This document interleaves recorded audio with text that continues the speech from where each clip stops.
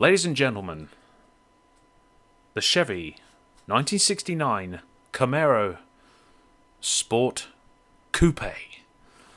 Just to look at her, and I say her, a lot of people these days, from a sexist point of view, think, why do you keep saying her when you could say him or it or that? But let's just say her, she.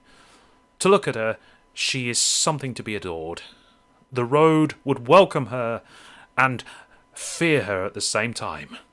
Anyone else on the road, night and day, as long as they've got two eyes in the front of their head and can see what they're doing and have got good road awareness, should be able to avoid her. You can hear her coming. The road vibrates like a cat purring in the corner. Oh, dear me. No, this car is something to behold. It really is. It is an absolute classic, ladies and gentlemen. This is Kyneton Gaming just doing a little kind of showcase stroke review of the 1969 Chevrolet Camaro Sport Coupe. I think it is, yeah. I designed the car in black with red windows and red wheel trims to try and be a bit like, not Mad Max as such. No, I didn't want to go there. I wanted to do it more justice, looking a bit like the car from Bullitt. You know, the old classic 60s, 70s film filmed in San Francisco with Steve McQueen. And I know that was a Ford Mustang, but this is pretty close. It's a muscle car, just like the Ford Mustang. It's rear-wheel drive, just like the Ford Mustang.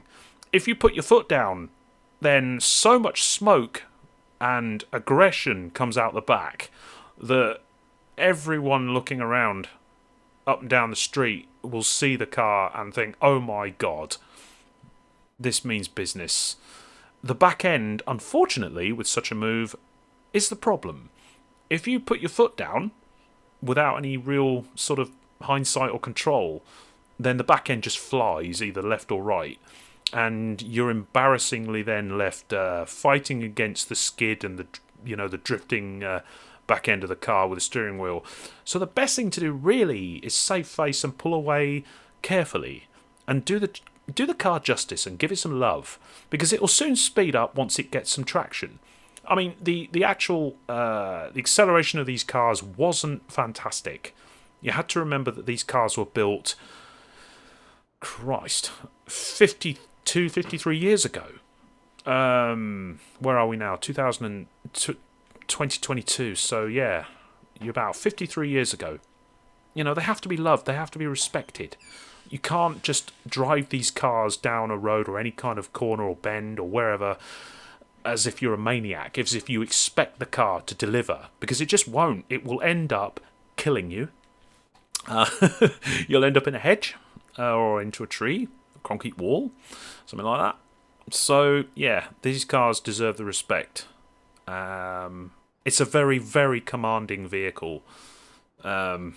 Be honest, to say the least. These cars, are very, very imposing vehicles.